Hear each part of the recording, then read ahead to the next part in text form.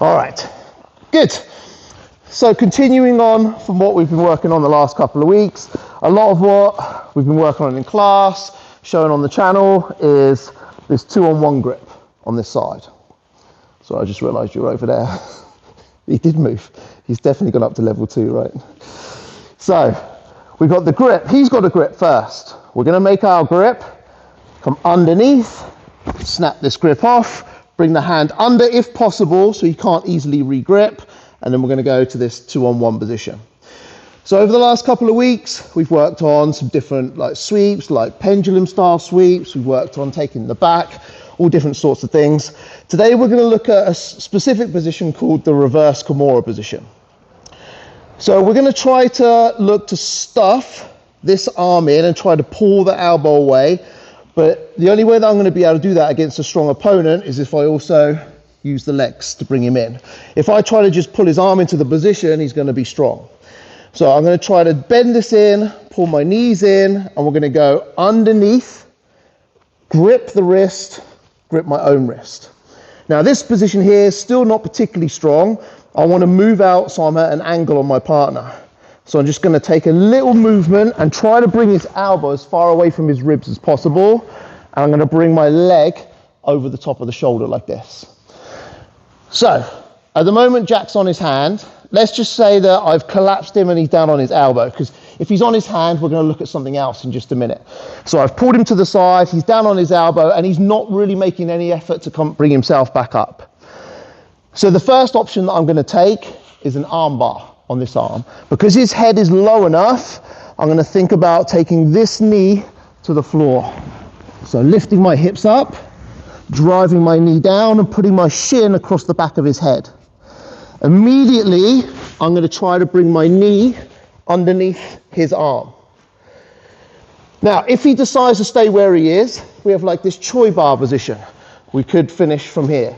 More than likely, what Jack's going to do when I make that transition, he's going to roll himself through. Now here, I can either bring this leg over the top, go for like your traditional arm bar, or I can bring this leg to the behind his head and make this cross on the top. Hold the arm in tight, lift, and finish for the arm bar. So this style of arm bar would be called a corkscrew armbar. So we break the grip, underneath, 2-on-1. Using the knees, trying to stuff in so that my arm can come through, make the Kimura grip. Little movement of the hips to try and pull his elbow away, leg comes over the top. So he's not making any real effort to bring himself back to the middle. So we're going to take this knee, lift the hips, drive the shin through. As he rolls, bring my foot behind, cross over the top, keep everything nice and tight, finish the corkscrew armbar. Second option, from that low position, we break, move into position here. So he's still staying low. I'm going to take the hand that's on his wrist, bring it up behind the tricep. Lifting my leg, I'm going to swing my leg down and I'm going to drag his arm past and pull myself up and get myself close to his lat here. First goal will be to pull the foot through, find my first hook. We find ourselves in the same position that we did a couple of weeks ago when we were trying to take the back. One hook, we're up on the back, lots of different options. Simple option is to go for this power Nelson again. So lifting the shoulder, driving his head under, pulling him down towards me, and in for the back take. So, one more time. In position. So we could go for the armbar. Armbar's not there, so we go to the tricep, swing my leg to get momentum to pull myself up. First hook, lock in, drive his head under, little movement back, hook in, or however you want to play the back. If you want to cut the leg across, cut the leg across. In for the back control. Okay? So let's hit the reverse Kimura. Partner, when we've moved him into the Kimura, fallen down low onto their elbow, we're going to hit the corkscrew armbar and back take. 1, 2, 3. Let's go. Hold on, I've got to get my composure back. Okay, we good? Yeah. We're good. I mean, YouTube's never seen you so happy. I know. Over the moon. So we move out, we get ourselves into this position. So if he stays low on his elbow, I push him to the side, stays low on his elbow, those first two are an option. Corkscrew armbar and the back take. What will happen a lot is he'll try to like post his hand and push himself back to the center. So as he pushes himself back to the center, I'm going to try to keep the hand of the Kimura arm inside my legs, move myself. So the way that we're going to move ourselves back is this clamp that we've got on the back. This is going to enable me to lift my hips, move my hips, bring my leg out, and we'll go through into this triangle position. So two main options. Of course, when we get to this sort of position, we've got loads of options, but most of them are for a different day. Two main options, his arm stays in or his arm comes out. If his arm does pop out or he tries to rip his arm out, then we'll just go traditional triangle. We'll try to keep this arm across, we'll grab our shin, change the angle, lock in, and we'll take the normal triangle.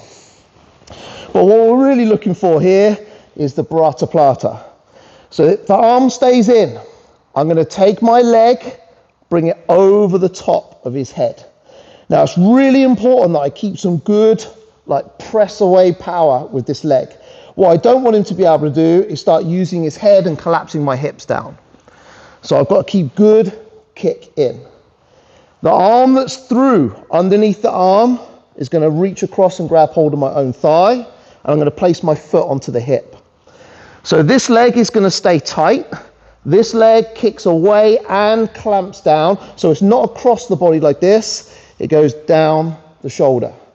Now the way that we finish this is by basically taking our head and turning it towards his head. So if I just loosen that up, all we're trying to do is like reach and pull through. If I tighten it up, ooh, a beard in there as well, and then turn round, we'll get this like Kimura lock with our legs and our arm there. So we get this reverse Kimura, little hip out, arm comes over the top. Depending on what his reaction is. This time he bases his hand on the floor. So I'm going to put my foot onto the hip, keep his hand between my legs, knee goes to the shoulder, rotate through into the triangle. It comes out, we go regular triangle. I'll just leave it in.